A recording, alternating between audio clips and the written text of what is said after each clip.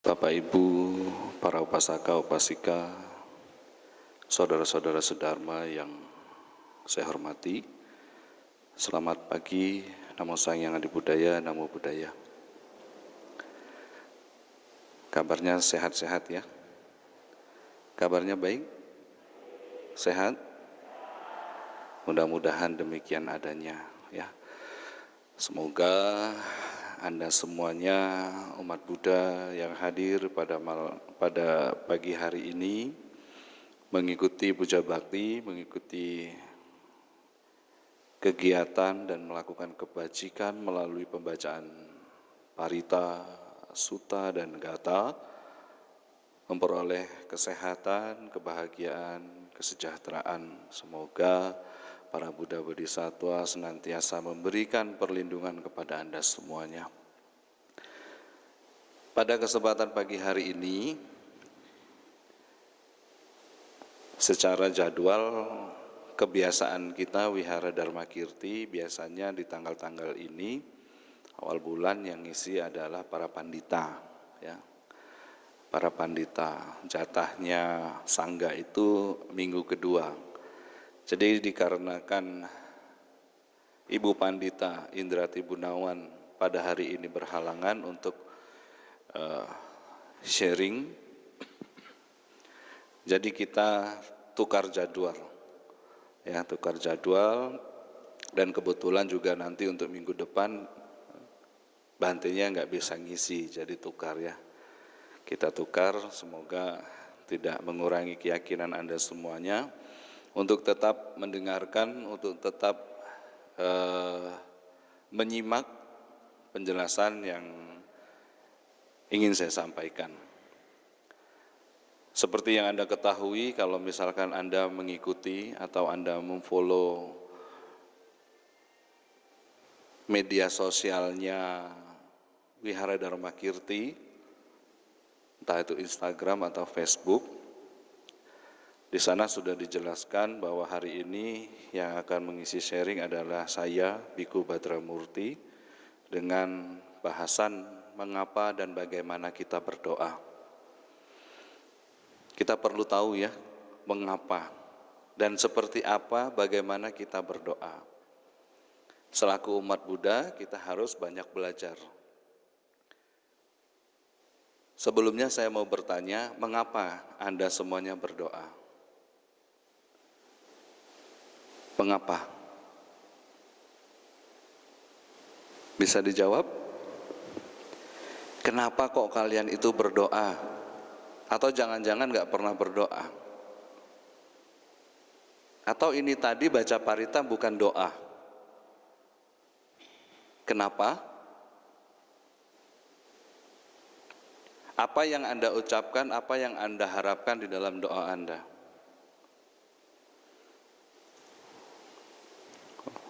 Macam-macam Bante. Yang belum dapat jodoh doanya supaya dapat jodoh. Ya. Yang punya toko mudah-mudahan tokonya lancar, laris manis Tanjung Kimpul. Apalagi yang punya mertua galak mudah-mudahan mertuanya jadi baik.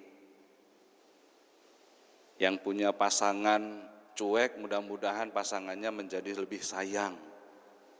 Jadi macam-macam sekali motivasi atau doa setiap orang, bukan hanya umat Buddha saja, ketika melakukan doa. Kemudian yang akan kita bahas di sini, mengapa dan bagaimana kita berdoa. Materi ini saya ambil dari Pusdiklat, ya, Pusat Pendidikan dan Pelatihan Agama Buddha Indonesia. Mudah-mudahan nanti kita bisa membahasnya dengan baik dan mudah-mudahan kita akan menemukan ya mengapa, bagaimana kita berdoa.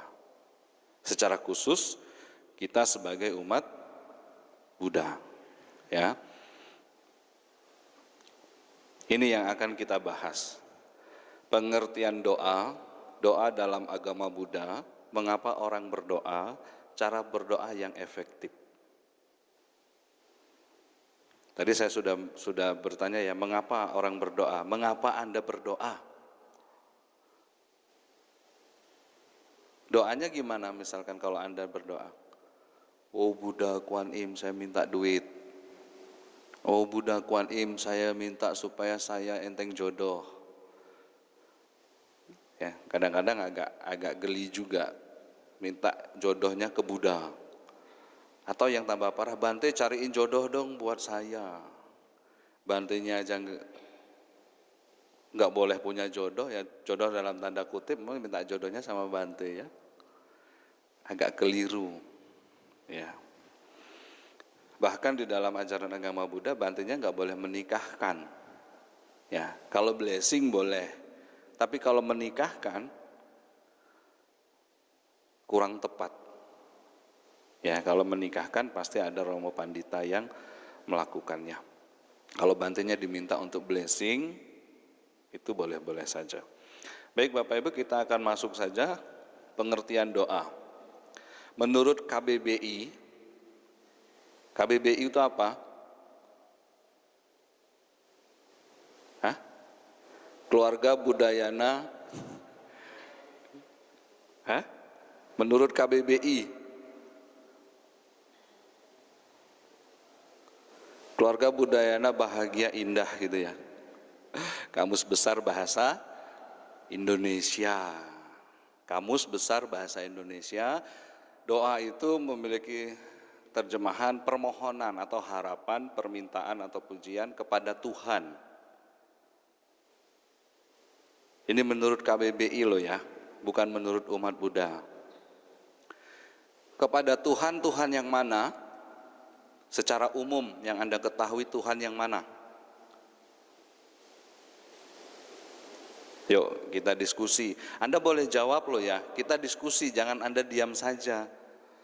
Kalau Anda diam saja ya saya jadi agak takut di sini.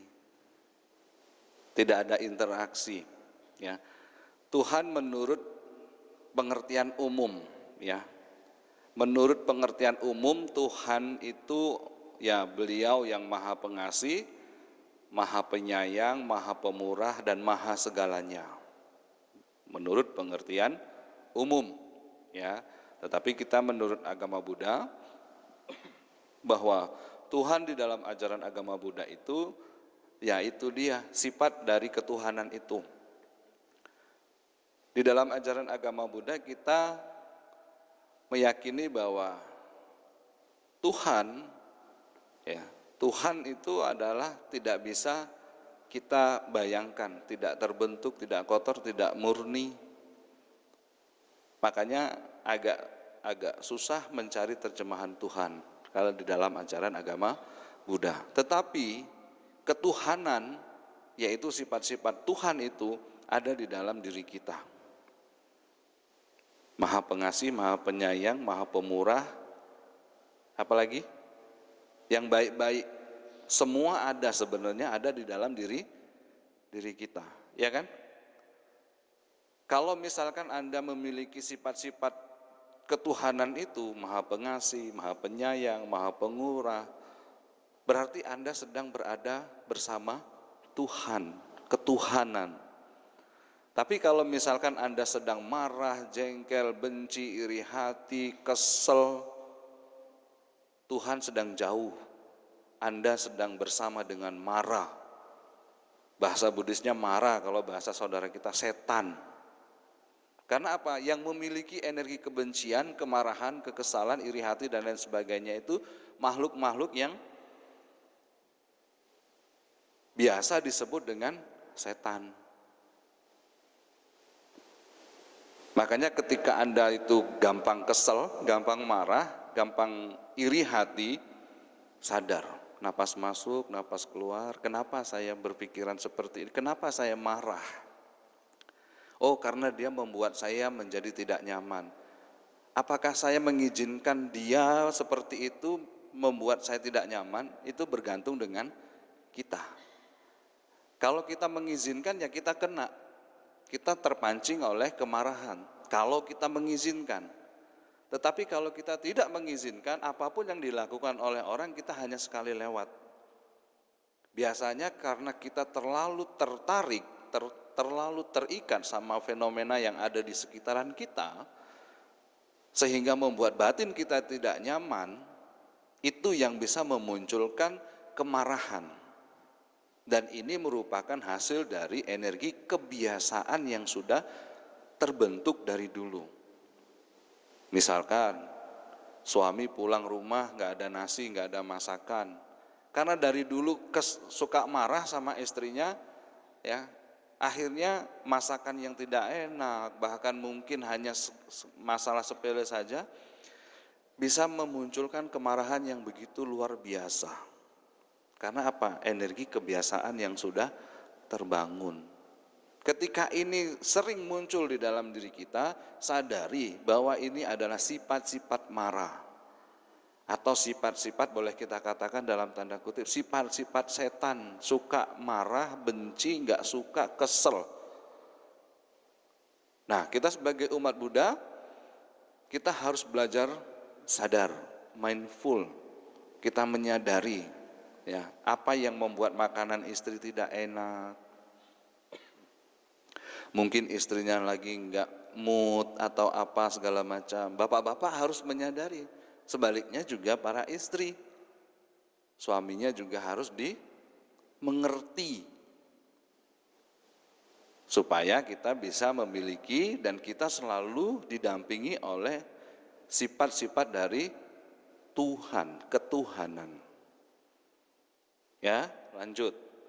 Doa arwah menurut KBBI adalah doa untuk orang yang meninggal. Dalam agama Buddha kita ada nggak berdoa untuk orang meninggal? Ada.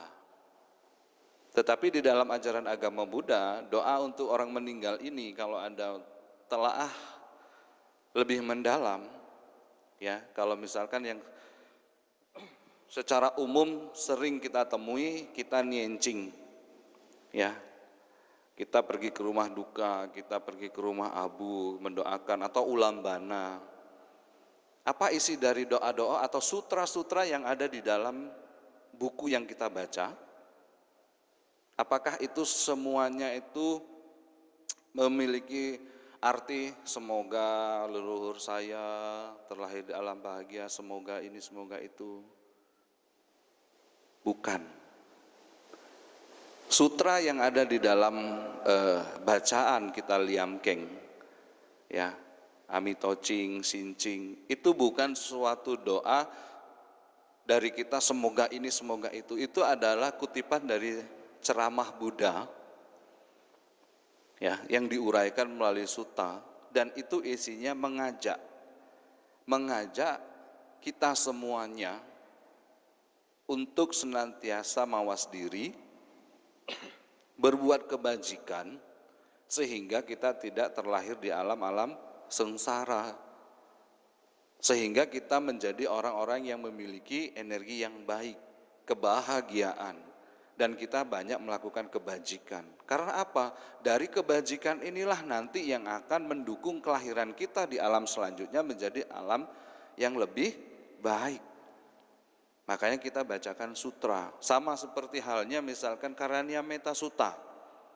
Saya sudah sering jelaskan bahwa Karania Metta Sutta ini untuk apa?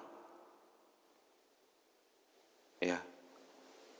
Sejarahnya Karania Metta Sutta ini kan, ya, yang saya ingat, yang saya baca, ada sekelompok orang biku melakukan istirahat di dalam sebuah gua. Dan di dalam gua itu sudah ada makhluk-makhluk yang tak terlihat yang menjadi penghuni gua itu. Sehari para bantenya istirahat di sana.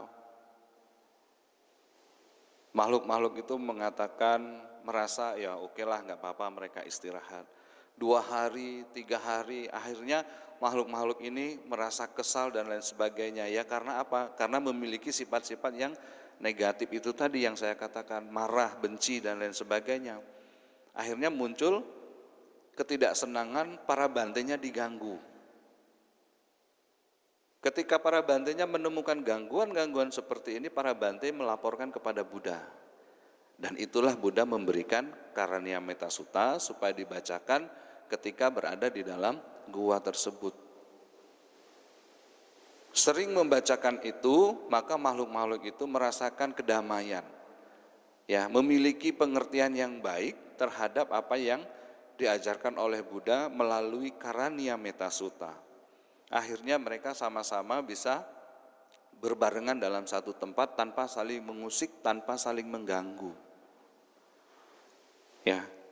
Jadi ketika misalkan kita baca Karaniya Metta Sutta atau di dalam Mahayana kita misalkan mantra welas asih tapeco, bagus kalau misalkan Anda rajin memiliki keyakinan yang kuat untuk membacakan sutta atau parita. Ya makanya jadi umat Buddha itu harus rajin-rajin sembahyang. Supaya apa? Energi yang kalian miliki itu positif. Di rumah kalau misalkan Anda sembahyang, ya malam misalkan udah istirahat, pulang kerja, udah mandi, ya waktunya istirahat, Anda sempatkan baca parita, misalkan ya Wandana, Tisarana, Buddha Dhamma Sangga Nusati Singkat, Karaniya Metta Sutta, habis itu Etawata, selesai. Kalau misalkan Anda punya waktu yang cukup, boleh Anda bacakan itu setiap malam. Sehingga apa? Energi yang Anda miliki, energi yang ada di dalam rumah Anda itu menjadi energi yang positif. Tidak sering ada kemarahan, tidak sering ada gangguan-gangguan yang tidak diinginkan. Ya, karena di dalam isi sutta, isi parita itu tidak ada kata-kata yang ingin menyakiti, tetapi kata-kata yang ada di dalam parita atau sutta itu semuanya mengajak untuk melakukan kebajikan, melakukan perbuatan baik. Makanya kita di dalam agama Buddha itu Sabbesata Bhawantu Sukhitata, semoga semua makhluk hidup berbahagia, nggak ada yang dikecualikan. Makhluk apapun itu, ya mungkin yang Anda suka nonton film horor, yang kuntilanak lah, yang genderuwo lah, yang tuyul lah, yang apa semua macam yang bisa biasanya membuat Anda takut itu, yaitu kita doakan semua. Ya, orang yang mau jahat sama kita terus kita baikin, lama-lama dia capek juga kok jahat sama kita. Kuncinya adalah kita harus sabar. Kalau kita nggak sabar, ya udah kita nanti ikut-ikutan marah, ikut-ikutan benci, akhirnya apa? Kita nggak ada bedanya dengan orang tersebut. Makhluk itu juga begitu.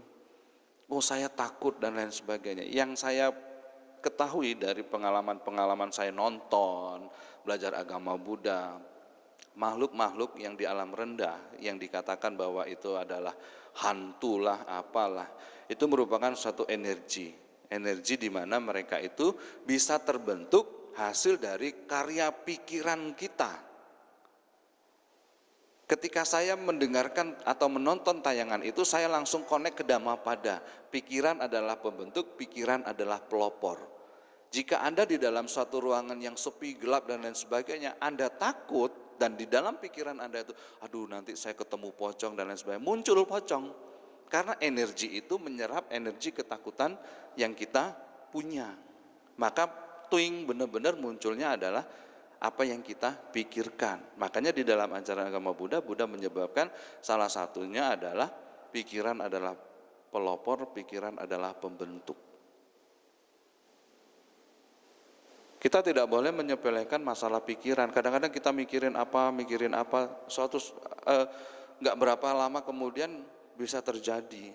Karena kekuatan pikiran itu sangat berpengaruh. Makanya kita di dalam ajaran agama Buddha itu harus senantiasa ditekankan untuk S3, sadar setiap saat, present moment. Di mana kita saat itu beraktivitas, hadirkan tubuh dan pikiran kita di tempat yang sama. Jangan kita tubuhnya di sini, pikirannya melanglang buana kemana-mana. Ya, itu artinya kita tidak present moment. Ya, makanya kita suka kadang-kadang melakukan kegiatan yang kadang-kadang kita lupa. Aku udah makan belum yo hari ini yo? Kadang-kadang kita mau ke dapur, masuknya ke kamar mandi. Nah, ngapo aku ke sini? Aku tadi ke situ. Ya, karena apa? Ya itu dia, antara tubuh dan pikiran itu enggak sinkron. Ya, makanya kita harus tetap bisa menjadi satu kesatuan antara tubuh jasmani kita dan pikiran, alias kita harus present moment. Ya. Doa halimunan, mantra menjadikan orang tidak terlihat oleh orang lain. Doa pematah lidah, mantra pembungkam musuh, doa pengasih, jambi-jambi guna-guna, doa sanjung, pujian khususnya kata penghargaan dan lain sebagainya. Ya, selain doa arwah yang ke bawah itu kayaknya di jalan ajaran agama Buddha tidak diajarkan. Ya, jadi jangan tanya sama bantenya, Bante mantra untuk bisa terbebas dari hutang apa Bante? Nggak ada. Bante supaya saya menjadi orang yang sukses, doa mantranya apa Bante? Nggak ada. Ya, jadi jangan nanya-nanya ke Bante. Dulu ada yang nanya, Bante doa untuk lulus ujian apa? Waduh, susah doa untuk lulus ujian. Ya, doa untuk melet perempuan Bante, nggak ada. Ya, tidak ada doa di dalam ajaran agama Buddha yang memiliki atau berfungsi untuk melakukan hal-hal yang negatif. Ya, jadi kita harus camkan itu Bapak Ibu. Ketika Anda berdoa, apa yang Anda minta? Panjang umur. Bagaimana kalau menjadi uzur kemudian sakit-sakitan? Kesehatan, bagaimana kalau miskin serba kekurangan? Kekayaan, bagaimana kalau tidak punya keturunan? Keturunan, bagaimana kalau mendapatkan anak cacat atau jahat dan lain-lain? Ya, ini kalau kita cerap secara mendalam, kalau Anda biasa melakukan doa-doa yang seperti ini, Anda harus sadari ketika timbal balik ya dari apa yang kita lakukan itu. Misalkan kita mau panjang umur, kalau panjang umur kemudian kita sampai umur tua banget terus sakit-sakitan, apakah kita mau seperti itu? Ya, tentu tidak. Ya, kalau misalkan mau umur panjang, sehat terus, ego namanya, terlalu egois. Ya, terlalu egois kenapa? Karena tubuh kita itu nggak bisa sehat-sehat terus, nggak bisa. Tidak akan bisa. Lahir, tua, sakit, dan mati itu sudah hukum alam.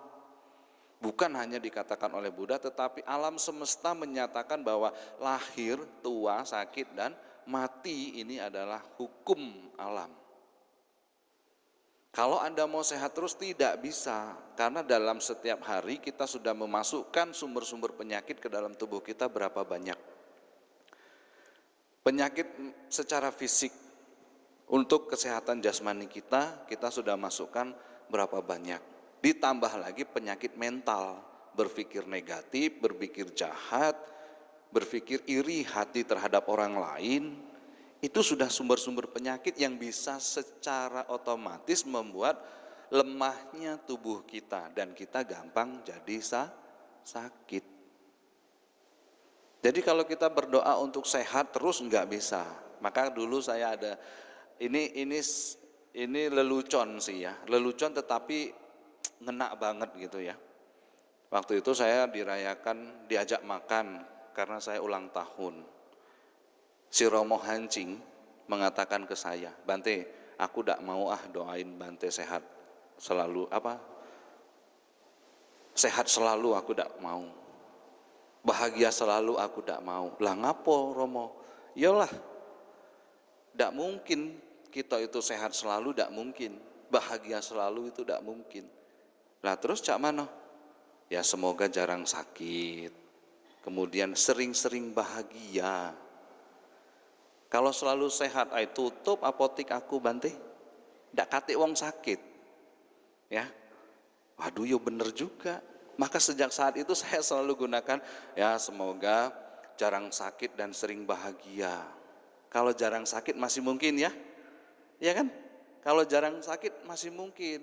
Kalau misalkan Anda pola makannya teratur, istirahatnya teratur, kemudian makanan yang Anda konsumsi itu Anda benar-benar perhatikan dengan baik, bisa jadi jarang sakit. Tetap pasti akan ada sakit-sakitnya, yang flu lah, yang batuk lah, dan lain sebagainya. Tetapi kalau jarang sakit kemungkinan besar masih ada. Kalau sering bahagia juga bisa. Kalau selalu bahagia nggak mungkin. Tidak akan mungkin selalu bahagia. Ya. Kan Buddha sudah mengatakan duka.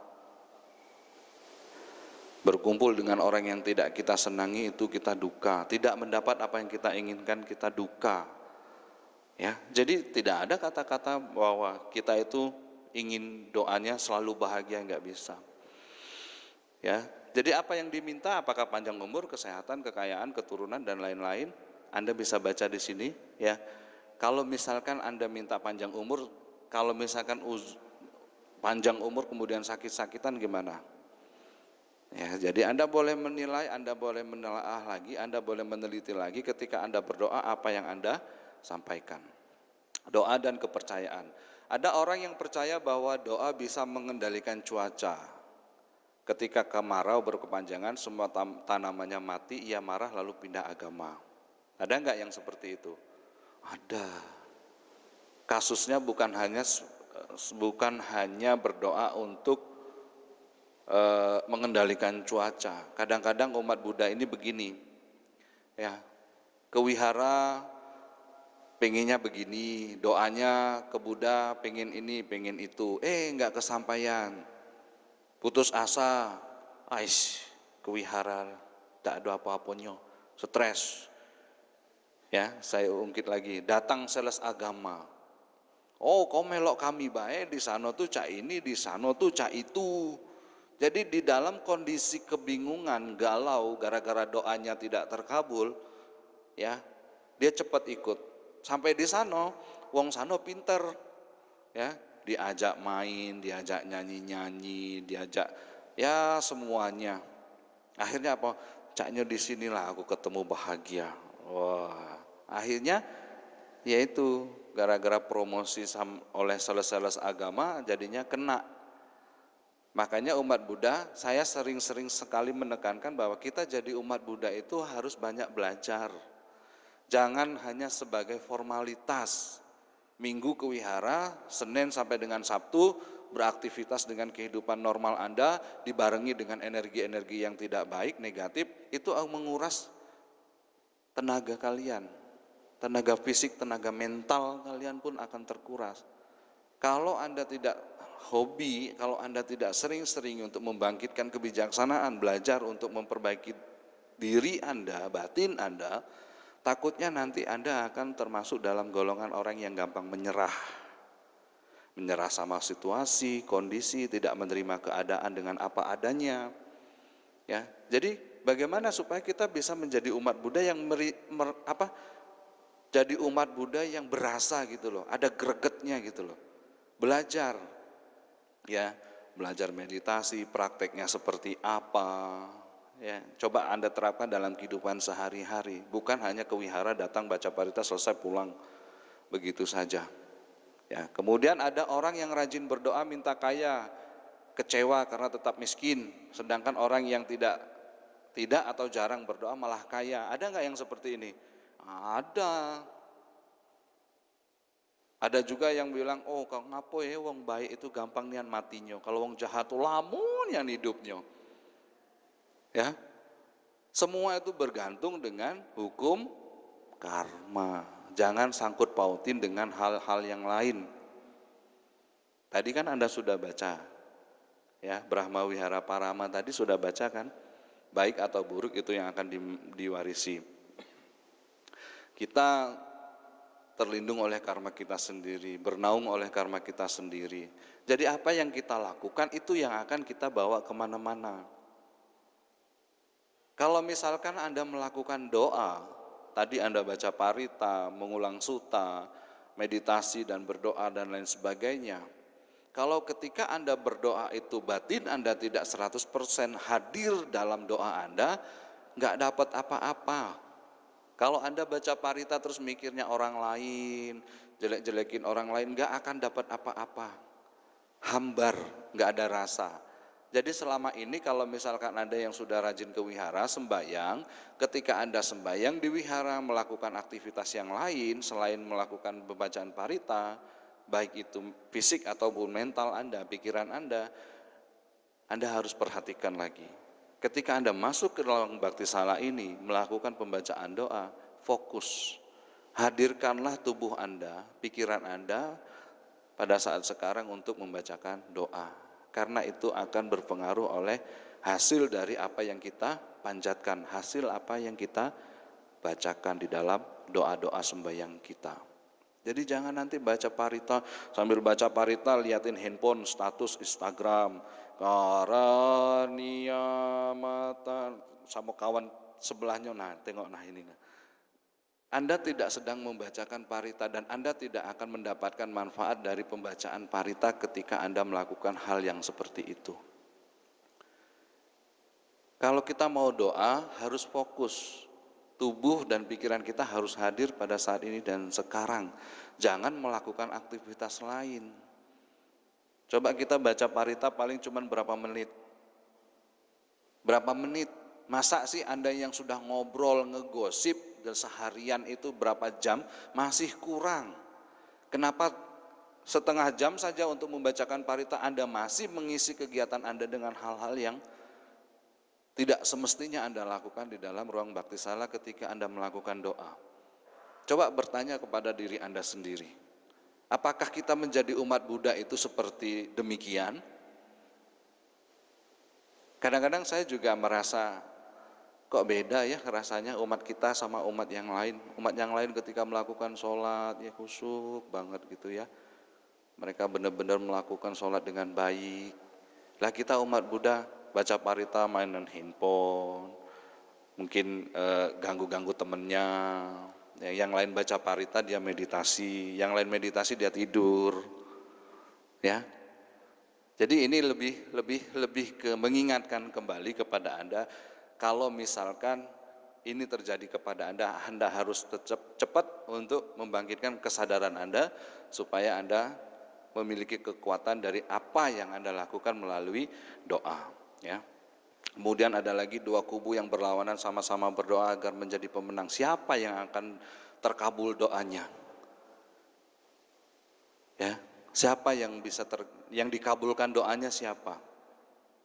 Saya mendoakan si A, semoga si A itu mendapatkan musibah dan lain sebagainya. Si A juga mendoakan saya semoga Bante Murti mendapatkan kemalangan. Kira-kira siapa yang mau dikabulkan doanya? Nggak jelas. Ya, makanya kita harus benar-benar hati-hati. Jangan sampai kita salah dalam melakukan tindakan dalam kehidupan kita sehari-hari. Doa selalu mendapatkan jawaban ya atau tidak, dengan kata lain tidak selalu mendapatkan jawaban. Ya, kalau kita berdoa yang aneh-aneh, ya jangan haraplah Anda mendapatkan jawaban yang memuaskan. Doa dalam agama Buddha. Doa merupakan komunikasi, mengungkapkan isi hati, bukan cuma kata-kata verbal, dapat berlangsung di mana saja dan kapan saja. Doa memfokuskan pemikiran. Tanpa pemikiran, doa cuma hafalan omong kosong, seperti apa ia pikirkan, demikianlah doanya. Ini yang saya singgung tadi ya. Doa memfokuskan pikiran. Tanpa pemikiran, doa cuma hafalan omong kosong. Anda hafal Karanya Metta Sutta, Anda hafal Wandana Tisarana, Ratana Sutta, Manggala Sutta, tetapi kalau ininya nggak main, ininya tidak fokus, tidak hadir 100% dalam pengucapan doa itu, omong kosong, hanya hafalan saja. Saya juga sering mengatakan sama kayak burung beo. Ya, kalau burung beo, Anda yang punya burung beo di rumah ya, Anda latih burung beo Anda. Selamat pagi, selamat pagi, selamat pagi. Temunya malam, ya selamat pagi. Karena dia nggak tahu bedanya malam sama pagi. Sama dengan kita, ketika kita belajar agama Buddha, baca parita, baca sutra, tetapi kita doa tanpa pemikiran yang positif, tidak hadir pada saat kita membacakan doa, doa itu sama halnya dengan omong kosong. Ya, sama halnya dengan omong kosong saja. Makanya Bapak Ibu semuanya, saya tidak bosan-bosan mengingatkan supaya kita melakukan doa yang kita gunakan bahasa saudara kita, doanya yang khusyuk, hadir pada saat ini sekarang. Ya, doa bukan meminta.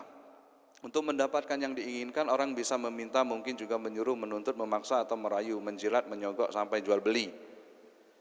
Jika doa diartikan meminta, kekecewaan timbul ketika permintaan itu tidak terkabul. Sudah saya katakan tadi, rahmat Tuhan, berkah dan kasih Buddha, perlindungan Trilana tidak hanya bagi orang yang meminta. Tanpa meminta, apa yang diharapkan pasti akan datang pada waktunya sebagai buah dari perbuatan atau karma.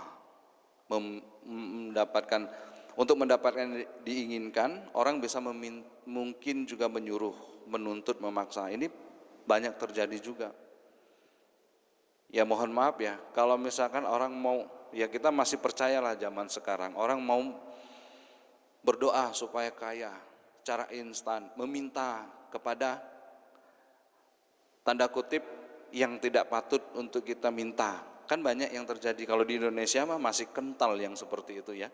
Dunia-dunia mistik yang seperti itu masih kental. Ya, ini doa yang sangat tidak baik. Karena apa? Sebab musabab yang saling bergantungan, paticca samuppada itu selalu berlaku.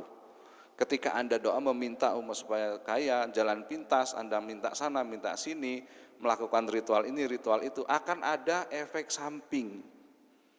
Ya, efek samping yang mungkin secara tidak langsung hukum karma kita berlaku. Di kemudian hari kita akan mendapatkan satu hal-hal yang tidak baik. Ya, umat Buddha yang ada di Wihara Dhammakirti ini jangan neko-neko lah. Doa itu doa yang baik-baik saja. Ya, kalau doanya itu belum terkabul, ya yang sabar. Karena kan semuanya bergantung dengan karma kita masing-masing. Yang belum dapat jodoh ya sabarlah ya. Mudah-mudahan jodohnya akan segera datang. Jangan nanti tergesa-gesa. Yang penting aku dapat jodoh, Bante. Tidak taunya sudah berjodoh, sudah menikah, nyesel. Ya, mending nggak usah nikah. Jadi biku aja. Ada nggak yang mau jadi Bante di sini? Ada nggak? Oke, lewat. Keinginan rendah justru menimbulkan penderitaan. Doa-doa mereka, puji-pujian, persembahan, dan aspirasi mereka semua dilakukan berdasarkan keinginan memiliki, ingin ganjaran. Mereka merindukan kenikmatan nafsu duniawi. Orang-orang yang ahli dalam persembahan ini bersukacita di dalam nafsu untuk menjadi. Orang-orang ini tidak akan dapat mengatasi usia tua dan kelahiran kembali. Ya, di Samyutta Nikaya. Jadi kalau misalkan Anda membiasakan diri untuk berdoa hanya untuk memuaskan nafsu indrawi Anda, ya Anda bisa jadi orang yang tidak bisa mengatasi usia tua dan kelahiran kembali. Karena apa? Kalau kita hanya memuaskan nafsu keinginan kita saja, itu sudah pasti ya kemelekatannya besar. Kalau kita hanya mementingkan nafsu keinginan duniawi kita saja, itu sudah pasti kemelekatannya besar. Ketika itu berakhir, ketika apa yang diinginkan itu berakhir, karena kemelekatannya yang besar, maka dia akan menjadi orang yang paling menderita. Ketika mereka berkutat dengan penderitaan karena kemelekatan, maka dia tidak akan bisa merasakan kelahiran kembali ke alam-alam yang bahagia. Keinginan yang rendah untuk memuaskan diri sendiri yang dilatar belakangi keserakahan, kebencian dan kegelapan batin akan menimbulkan penderitaan. Ya, jadi Anda boleh baca ini dan resapi benar-benar keinginan yang rendah itu seperti apa, ya yang memuaskan atau dari latar belakang keserakahan itu apa, ya. Doa memberi, doa ini doa Santi Dewa dari abad ke-7. Ya. Doa ini menginspirasi sih sebenarnya. Ya, semoga aku menjadi penawar rasa sakit bagi semua makhluk. Semoga aku menjadi dokter dan perawat bagi semua makhluk. Semoga aku dapat memberi makan dan minum semua yang menderita lapar dan kehausan. Semoga aku menjadi mustika yang tak ternilai bagi orang-orang miskin. Semoga aku menjadi pembela bagi mereka yang dicampakkan terlantar di pinggir jalan. Semoga aku menjadi perahu dan titian bagi mereka yang merindukan pantai seberang. Semoga aku menjadi pelita penerang bagi mereka yang tersesat di jalan. Doa yang seperti ini adalah doa motivasi supaya kita selalu berbuat kebaikan. Semoga aku menjadi penawar rasa sakit bagi semua makhluk. Kalau ada orang yang sakit, kita itu memiliki welas asih, karuna kita muncul, meta kita muncul. Ya, ketika kita mampu membantu, kita langsung bantu. Ini doa yang sangat baik. Semoga aku bisa menjadi penawar rasa sakit. Kalau ada orang sakit, kita bantu. Kan aksinya kita ada ya. Kalau kita aksinya sudah ada, berarti karma baiknya sudah kita dapat nggak? Sudah kita dapat. Hasil karma baik ini kemana? Nggak kemana-mana. Ada pada diri kita dan nanti suatu saat pasti akan berbuah. Karma baiknya pasti akan berbuah dan Anda akan merasakan kebahagiaan dari apa yang Anda perbuat. Ya, ini boleh menjadi satu contoh buat Anda ketika Anda berdoa. Ya, jadi inspirasi, semoga aku bisa menjadi pelita penerang bagi mereka yang tersesat di jalan. Maksudnya mereka yang misalkan pengetahuannya kurang, Anda bisa menjelaskan secara dharma, Anda bisa belajar berbagi dharma kepada mereka. Misalkan ada saudara kita, adik kita, keluarga kita yang pemahamannya kurang, kebijaksanaannya kurang, kita bisa menuntun mereka, ya. Jadi kita bisa berbagi dharma dan menyebarkan dharma yang kita pelajari. Doa tidak hanya untuk diri sendiri. Ketika doa ditujukan untuk kepentingan diri sendiri, ingat akan kesaling ketergantungan. Semua makhluk memiliki keinginan yang sama. Sebagaimana aku menghendaki kebahagiaan untuk diri sendiri, semoga demikian pula semua makhluk sejahtera dan bahagia. Mendoakan semua makhluk bahagia berarti juga mendoakan diri sendiri, ya. Doa tidak hanya untuk sendiri. Kalau misalkan kita sudah mendoakan semua makhluk berbahagia, pasti kita juga akan mendapatkan kebahagiaan. Saya percepat ya. Parita yang kita baca, yang Anda baca, itu doa perlindungan ya. Bacaan yang diajarkan oleh Buddha, ini yang secara langsung diajarkan oleh Buddha. Angulimala Parita. Anda pernah baca Angulimala Parita? Parita Angulimala itu untuk apa? Ayo, untuk apa? Dajaga Parita, Kanda Parita, Mora Parita, Ratana Sutta. Kayaknya Ratana Sutta yang paling sering dibaca ya. Jadi ini yang langsung ya, ketika Buddha masih ada, ini Buddha sudah sempat mengajarkan. Yang diajarkan oleh Buddha secara langsung, Angulimala Parita. Angulimala Parita itu, kalau nggak salah ya, kalau misalkan kita punya saudara-saudara yang misalkan yang mau melahirkan, yang susah, kita bacain Angulimala Parita, dia akan cepat membantu proses, ya, membantu, ya begitu. Karena saya sudah pernah coba, saya membuktikan sendiri. Atanatya Parita, pujian terhadap Buddha yang berasal dari 4 dewa. Nah ini juga ada nih di Digandhikaya 3 ya. Atanatya Parita ini pujian terhadap Buddha. Ini pujian terhadap Buddha ini yang bahasanya gimana? Yang memunculkan pujian ini bukan Buddha ya, tetapi 4 dewa raja. Jadi 4 dewa raja ini memuji keagungan Buddha, sama kayak Aradhana Dhammadesana. Itu kan Brahma Sampati yang mengeluarkan, atau yang boleh kita katakan yang menciptakan. Bukan para bante di zaman dulu, bukan Buddha sendiri, tetapi Brahma Sampati yang memohon langsung kepada Buddha untuk mengajarkan dharma, karena masih banyak makhluk-makhluk yang memiliki debu di mata mereka. Maka minta tolong kepada Buddha, ajarkanlah dharma untuk kasih sayang kepada mereka. Makanya ada Aradhana Dhammadesana. Belakangan semua bacaan dalam upacara termasuk sejumlah sutta disebut juga parita. Buddha menolak standar dialek berirama untuk pembacaan parita. Nah ini harus Anda ketahui juga ya. Buddha menolak standar dialek berirama untuk pembacaan parita. Maksudnya apa? Anda jangan kaget kalau misalkan Anda umat wihara yang biasanya baca parita di Dhammakirti, datang ke Bengkulu, datang ke Belitang, datang ke Makertijaya, baca paritanya beda. Anda jangan katakan, mereka ini salah caknyo baconyo, jangan. Karena Buddha sendiri menolak pakem, ya karena bisa silahkan Anda menggunakan bahasa Anda sendiri.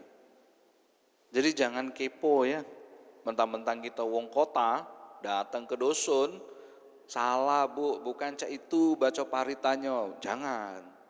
Ya, karena Buddha sendiri menolak standar.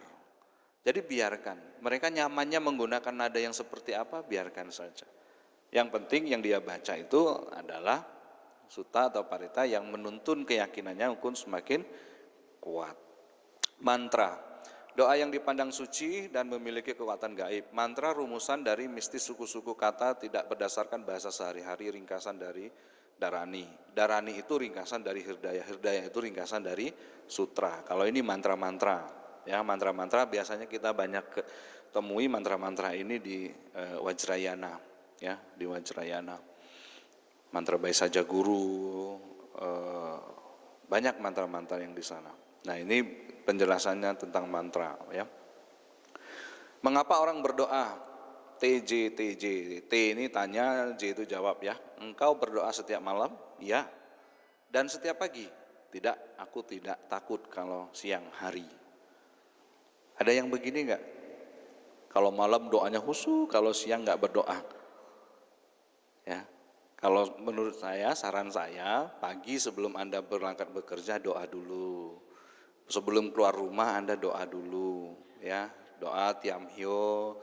Misalkan kalau Anda baca parita singkat, ya mendoakan semua makhluk semoga hidup bahagia, semoga para dewa, makhluk-makhluk suci yang ada di sekitaran rumah Anda senantiasa memberikan pendampingan yang baik sehingga energi-energi negatif tidak bisa datang, ya, menyerang atau mendekati keluarga Anda. Baru Anda berangkat keluar kerja, ya, mencari sebongkah berlian, diiringi dengan doa kan positif, ya, sehingga Anda kerjanya itu semangat. Doa dan upacara ritual mengembangkan satu keyakinan, dua cinta kasih dan keluhuran batin, tiga pengendalian diri, perasaan puas, kedamaian dan kebahagiaan. Ya, kalau doa itu seperti itu harusnya. Doa itu harus mengembangkan keyakinan kita, memunculkan cinta kasih kita, kemudian mengendalikan diri kita. Kita memiliki perasaan puas dari apa yang kita doakan, kedamaian yang muncul juga dari doa yang kita panjatkan itu harus kita kembangkan, kemudian kebahagiaan. Berdoa menurut isi parita, penghormatan dan pujian. Ini parita apa? Penghormatan dan pujian. Namaskara gata. Ya, persembahan ada. Kalau persembahan biasanya kalau di wihara saya dulu sering baca. Ya kalau setiap sembayang itu pasti baca parita puja. Ganda sarapa ditena yang untuk persembahan, ya. Misalkan di sini kan selalu ada persembahan. Kalau Anda di rumah Anda boleh baca juga. Kalau misalkan ada persembahan. Kemudian pernyataan keyakinan dan perlindungan apa? Tisarana. Kemudian pernyataan janji atau tekad Pancasila Buddhis. Perenungan Trinusati. Trinusati itu apa? Buddha, Dhamma dan Sangha Nusati. Cuplikan khotbah Buddha atau sutta apa saja yang Anda ketahui? Karania Metta Sutta, Ratana Sutta, Manggala Sutta, itu cuplikan khotbah Buddha, maka dikatakan sutta. Jadi kalau Anda baca Ratana Sutta, Manggala Sutta, Karania Metta Sutta, itu Anda mengulang kembali khotbah dari Buddha. Ya, Anda mengulang lagi khotbahnya Buddha. Kemudian ungkapan cinta kasih. Apa?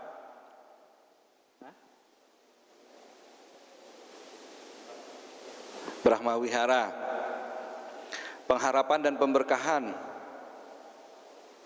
Biasanya apa pengharapan dan pemberkahan ini?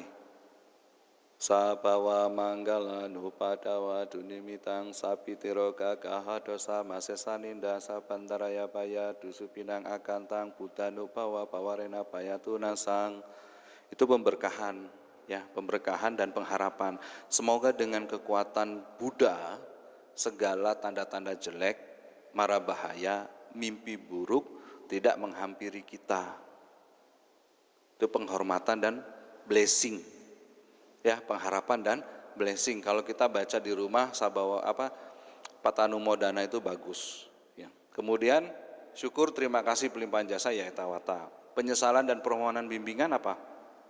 Biasa ini ada di Mahayana Liamking, ya.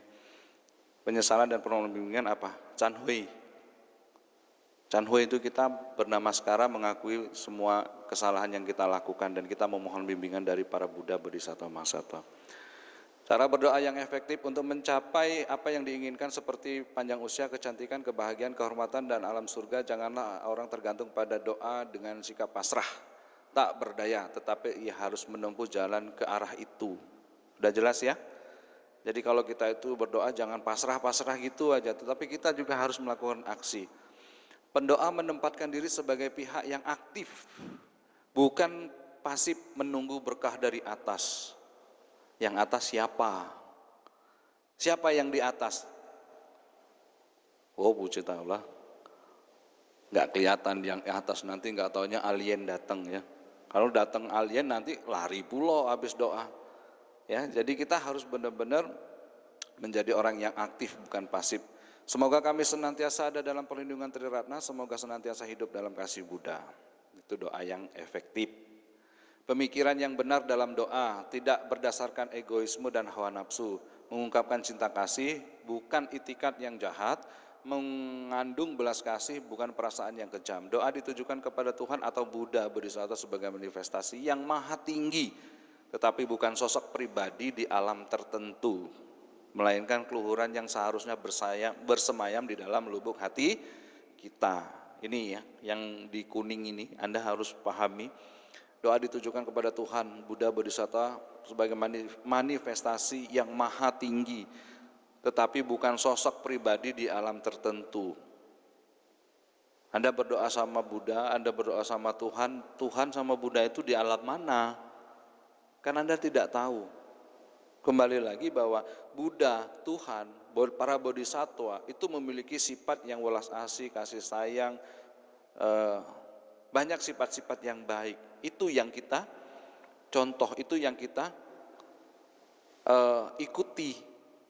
Jadi ketika kita Buddha, Bodhisattva dan kita berdoa kepada Tuhan, hadirkan mereka itu di dalam lubuk hati kita yang paling dalam. Jangan hanya sekedar di mulut saja. Ya, rasa cinta kasih, kasih sayang itu hadirkan dalam diri kita supaya kita selalu bersama Tuhan. Doa didasarkan pernyataan kebenaran, berkat kebenaran ucapan, berkat kekuatan keyakinan, berkat timbunan jasa kebajikan, agar doa parita mantra menjadi efektif. Setelah dibaca berulang-ulang dengan mulut atau di dalam hati, ia harus dibangkitkan di dalam kesadaran melalui integritas psikofisik dan meditasi yang mendalam. Artinya kita harus, aksi kita harus ada. Jangan kita hanya berdoa gitu saja, tetapi aksinya nihil, nggak mungkin bisa tercapai. Doa bukan mengubah Tuhan atau Buddha, Bodhisattva, tetapi mengubah diri kita sendiri. Doa bukanlah keinginan tetapi kesediaan. Doa bukan rayuan tetapi suatu kesadaran. Ya, bisa dimengerti sampai di sini? Saya, thank you, kamsia, terima kasih. Ya, sudah terlalu panjang. Saya sudah merasa dari tadi saya ngebutin, tetapi harusnya ini dikupas harus banyak supaya kita umat Buddha itu dalam melakukan doa itu kita paham betul apa yang kita lakukan. Ya, jadi mudah-mudahan dengan apa yang kita bahas pada kesempatan pagi ini ke depan nanti Anda umat Buddha, khususnya Anda yang hadir di sini, Anda dalam melakukan doa itu didasari oleh pikiran-pikiran yang baik. Berdoa dengan tulus, berdoa dengan baik, fokuskan, hadirkan present moment, hadirkan pikiran dan tubuh jasmani Anda pada saat ini dan sekarang, pada saat Anda melakukan doa. Karena dengan demikian, bersatunya tubuh jasmani Anda dan pikiran Anda, kesadaran Anda, ini akan memberikan dampak yang baik, energi yang baik untuk diri Anda sendiri, sehingga bacaan doa yang Anda sampaikan, bacaan doa yang Anda panjatkan ini punya energi. Bukan hanya sekedar doa-doa omong kosong yang Anda bacakan dengan suara lantang, dengan suara keras, teriak-teriak. Ya, jadi Anda harus memperhatikan dengan baik sehingga apa yang Anda lakukan menjadi lebih bermanfaat dan lebih bermakna lagi. Oke, Bapak Ibu ya. Sekian dari saya. Terima kasih atas perhatiannya. Mohon maaf kalau misalkan kelamaan ya. Mudah-mudahan nanti ke depan kalau memang kita mau bahas ini secara mendalam, kita bisa melakukan sesi diskusi seperti damaklas gitu. Jadi kita bisa ada sesi tanya jawab dan sharingnya kita bisa cair ya. Kalau kayak gini saya juga kasihan sama Anda duduk bersila, ada yang sudah goyang sini, goyang sana, ada yang sudah nyender tangan sebelah gitu ya. Ya mudah-mudahan Anda semuanya sehat ya, sehat, yang penting sehat. Kalau sudah sehat Anda bisa bahagia, udah bisa cari duit. Kalau misalkan Anda sakit, susah bahagia, susah cari duitnya, jadi nggak bahagia. Ya, jaga tetap kondisi kesehatan Anda, ikuti protokol kesehatan yang berlaku. Mudah-mudahan kita semua bisa terbebas secepat mungkin dari pandemi ini dan kita bisa kembali hidup normal sehingga kebahagiaan secara duniawi dan batin bisa Anda raih secepat mungkin. Terima kasih atas perhatiannya. Selamat pagi, Namo Sang Hyang Adi Budaya, Namo Buddhaya.